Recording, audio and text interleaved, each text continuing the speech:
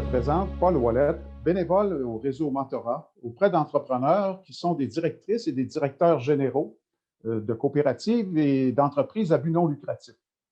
Je suis aussi bénévole comme administrateur dans 2 conseils d'administration, soit Accepsi et le domaine du Parc Savard. Retraité de la Caisse d'économie solidaire, où j'étais directeur général, j'ai maintenant davantage de temps pour mettre à profit mes expériences professionnelles et pour faire du bénévolat. Cependant, j'ai toujours fait du bénévolat. C'est dans mon ADN. Je vous raconte mon histoire, c'est que j'ai fait ma première expérience de bénévolat à l'âge de 15 ans, au temps des Beatles et de jeunesse d'aujourd'hui. Avec quelques amis, j'organisais tous les samedis soirs au gymnase de l'école secondaire des soirées de danse. Et j'en garde un souvenir impérissable, d'autant plus que j'étais responsable d'engager des orchestres. Et quand le gymnase était plein à craquer, c'était ma paye. Ce fut une expérience de bénévolat très satisfaisante et je pense que ça m'a gardé une image positive du bénévolat toute ma vie. Je sais, parce qu'on me l'a dit, que cette vidéo servirait pour une formation qui s'adresse aux gestionnaires de bénévoles et particulièrement des gestionnaires qui encadrent des bénévoles de 50 ans et plus. Alors, je pense que c'est assez représentatif de cette clientèle puisque je suis moi-même un bébé boomer de la première cuvée. Né entre 1946 et début des années 60, les bébés boomers représentent jusqu'à aujourd'hui à peu près 30 de la population du Québec. Et ce sont des personnes qui sont pour la majorité des 50 ans et plus, des gens encore pleins d'énergie, en très bonne santé. Sachez que 78 d'entre eux utilisent régulièrement Internet. Et même 57 utilisent Internet pour mieux planifier leur future retraite. Alors, ce sont des gens qui sont demeurés actifs, actifs au plan physique et actifs au plan intellectuel aussi. Et nombre d'entre eux intègrent le projet de bénévolat dans leur futur projet de retraite. C'est important de savoir qu'il y a là un potentiel énorme. Alors, souvent, les bébés boomers aussi sont familiers et familières de projets collectifs. Et beaucoup d'entre eux sont sensibles au bien-être de la communauté et au bien-être aussi des prochaines générations. Ils sont conscients, les bébés boomers, que leur bagage d'expérience et de connaissances est une richesse à partager, particulièrement auprès de personnes et d'organismes. Ils sont assez conscients de leurs valeurs. Alors, cependant, leur réalité est très, très variée. Et comme gestionnaire de bénévoles, vous devez en tenir compte en leur offrant, par exemple, des horaires adaptés. En effet, vous savez, certains d'entre eux ont encore des adolescents à la maison. D'autres doivent payer des frais de scolarité universitaire. D'autres s'occupent beaucoup de leurs parents âgés. Ils deviennent proches aidants. Et même, ils deviennent souvent proches aidants auprès de leurs petits-enfants. Alors, certains travaillent aussi à temps plein encore, d'autres à temps partiel, d'autres songent à la retraite, d'autres sont déjà à la retraite, mais bonne nouvelle pour vous, les gestionnaires, ils vont tous finir à la retraite. Alors, voilà un potentiel énorme, énorme de bénévoles. Mais il faut les connaître un peu quand même, parce que leurs intérêts et leurs aspirations sont très diversifiés. Et si certains veulent être dans des groupes très actifs, d'autres vont préférer des relations d'aide, des relations plus d'aidant naturel. Enfin, il y a une multitude d'intérêts, mais une multitude aussi d'énergie à mettre au service des autres. Ils recherchent aussi constamment des nouvelles expériences. Et pour moi, ce ne sont pas des gens qui sont corvéables par autorité. Et ça, il faut le savoir si vous êtes gestionnaire de bénévoles de 50 ans. Ils aiment avoir leur mot à dire.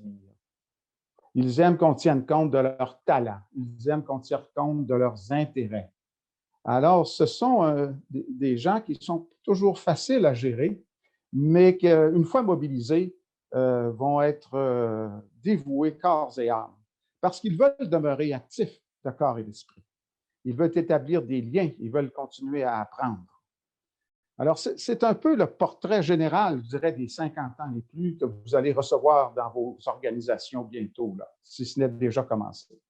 Mais j'aimerais vous faire maintenant un témoignage personnel, parce que pour vous montrer que chacun doit choisir le type de bénévolat qui l'intéresse. Moi, actuellement, comme je le disais au début, je suis mentor. Mais j'ai choisi cela parce que j'aime toujours aimé être dans l'action. N'oubliez pas qu'à 15 ans, j'engageais les orchestres. Alors, à l'âge que j'ai, j'aime ça quand il y a des projets, des projets dynamiques, de l'action. Et le mentorat me permet de rester proche, par personne interposée, de projets très dynamiques. Une deuxième raison aussi qui a motivé mon engagement comme mentor, c'est que pendant que j'étais directeur général à la Caisse d'économie solidaire des Jardins, nous avions beaucoup de coopératives et d'organismes à but non lucratif membres de la Caisse. Et c'est à ce moment-là que j'ai aussi constaté que les directrices et les directeurs généraux de ces entreprises se trouvaient souvent très seuls pour faire face à tous les défis de diriger une entreprise collective. Alors, il n'y a pas d'école pour apprendre à devenir directeur général d'une coopérative ou d'une OBNL. Alors, en arrivant à la retraite, j'ai décidé de m'investir dans le mentorat pour répondre à un besoin très réel d'accompagnement et de briser les solitudes. Et à cet égard-là, j'ai choisi un type de bénévolat qui correspondait à mes talents, à mes intérêts, à ma disponibilité de temps. Et c'est ce qui devra être tenu compte. C'est ce dont vous devrez tenir compte quand vous recevrez des gens de 50 ans et plus pour faire du bénévolat. J'ai aussi décidé de m'investir dans le mentorat pour répondre vraiment à un besoin réel. Et cette décision n'a rien d'unique, parce qu'il y a des milliers et des milliers d'hommes et de femmes au Québec qui font du bénévolat actuellement, et dans tous les domaines imaginables. Les bénévoles, pour moi, sont des créateurs de richesse. Ils donnent une grande valeur au fait de vivre en société. Ils humanisent le Québec. Personnellement, je rêve d'un PIB du bénévolat. Un PIB qui pourrait mesurer l'apport de tout ce qui est produit par le temps gratuit que donnent les bénévoles, et dans tous les secteurs d'activité, que ce soit le social, le familial, le culturel, le politique, l'environnemental et j'en passe. Sans les bénévoles, le Québec s'appauvrirait et deviendrait rachitique et complètement déprimé avec ou sans pandémie. En effet, pour moi, une société telle que je la souhaite, telle que je la veux, a absolument besoin du bénévolat pour s'humaniser de plus en plus. Vous savez, les génocides de l'histoire démontrent que nous pouvons devenir inhumains.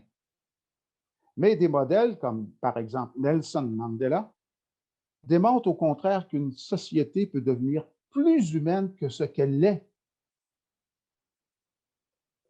Alors, les bénévoles, en donnant tout leur temps, apportent une immense contribution à cette humanisation de notre société.